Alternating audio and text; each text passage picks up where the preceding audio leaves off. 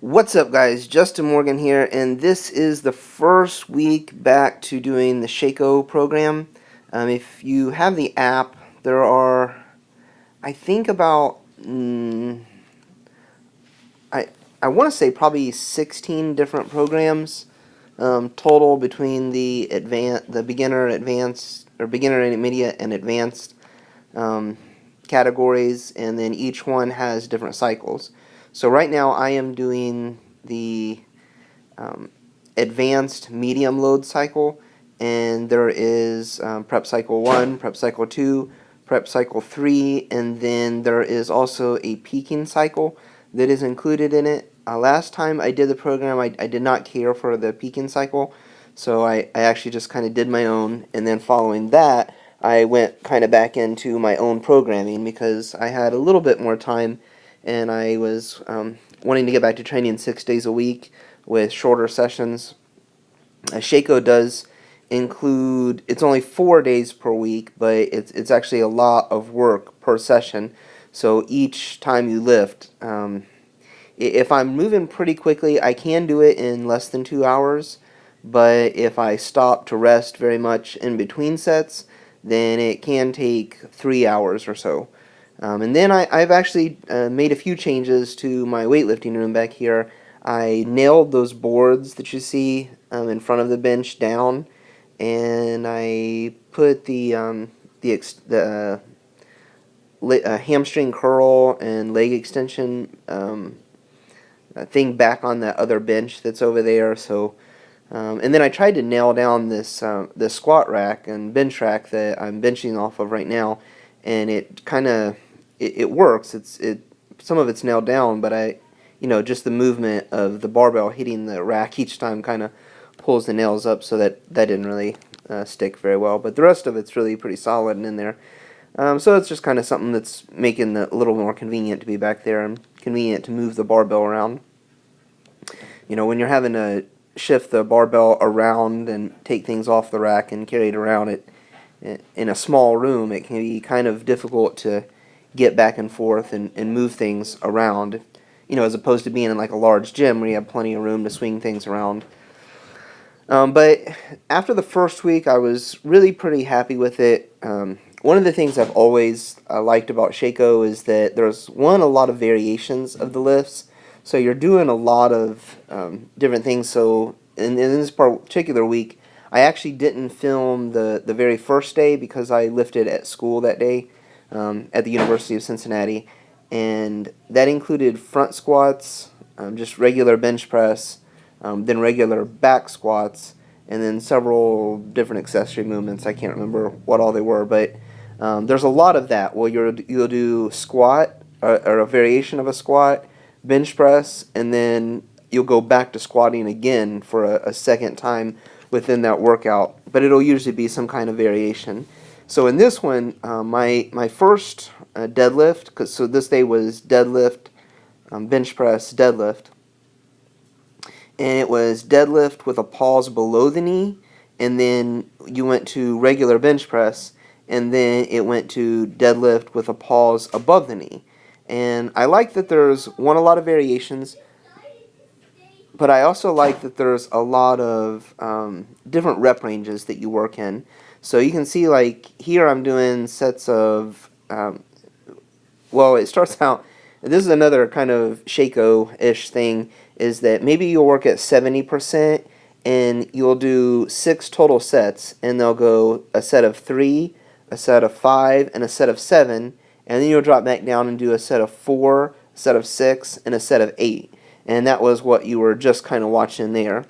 And the other thing, like, I've always enjoyed doing paused squats where you pause at the very bottom of the lift. But one of the things that I like that Sheiko puts in is this squat with a pause in the middle. So pause while going down. I'm assuming that somewhere in one of the programs he has a pause while going up because, I guess just the way he specifies it, that doesn't necessarily mean that that's the case. But this does make sense since in the 5:15 squat that I failed on one of the last posts that I made, where I fail at is kind of just above parallel. And one of the comments that I had seen somebody make was, "Oh, you made it just past the sticking point." And I think that person believes that the sticking point is right at parallel, which I think a lot of people believe that. But when you look at the majority of all failed squats, if somebody fails in the hole, then it was just way too heavy. But if the person is able to generate enough force to come up out of the hole, if they're going to fail in a squat, it is generally just above parallel. So if you fell at the very bottom of the squat, then usually it means the weight was just way too heavy. So if I had, say, used 520 or 525 and attempted that on that same day, I probably would have got buried in the bottom of the hole.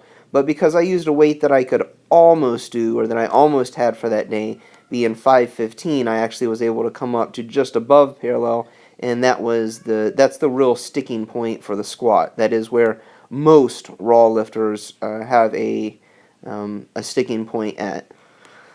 But this week was also the first for a lot of different things. One, it was my first semester, or I went back to school this past week, so that was interesting and fun.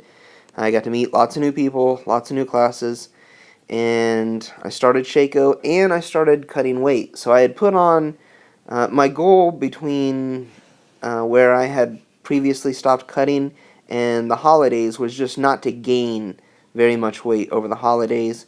And I had stopped cutting weighing around 235, and I had maintained that for the most part, 235 pounds.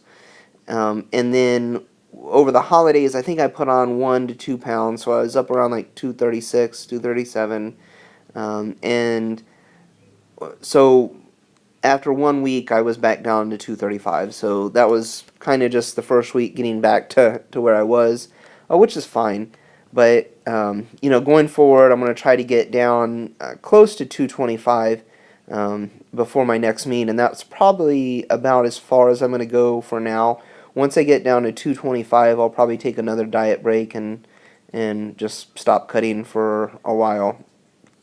And that might take me, on into the summer before I really get there. I'll probably stop cutting weight or stop, fat loss phase somewhere before April, because that's the next time I'm competing. So the April meet, probably halfway between and through March, I'll actually stop cutting, and then I'll just kind of maintain my weight going into April, just so that I can give the best performance that I can. And then the next meet that I'll do after that is the Ohio USAPL Championships again, which I did last year, and that was actually the last meet that I competed in. I didn't really do very much for the rest of the summer, and I definitely didn't do anything during the first part of the school year for this year. So that's really about it. I had some interesting work, was kind of interesting this past week. I saw lots of interesting patients, but I don't really have a whole lot else to share other than that. So I'll just let the footage play out if you guys are interested in watching that. The lifts are pretty good. I really enjoy Sheiko, so if you guys have been thinking about it or are interested in it, I do think it's a really great app. I think that it has a lot of benefits, and there's a lot of things that you can learn from it. And even when I went back into writing my own programs for a 6-day-a-week training phase, then I still used a lot of aspects of Sheiko in those, and things that I had learned from doing Sheiko. So anytime you do these things, there's always things that you can learn from the process. So that's it. You guys take it easy, and I'll talk to you in the next video.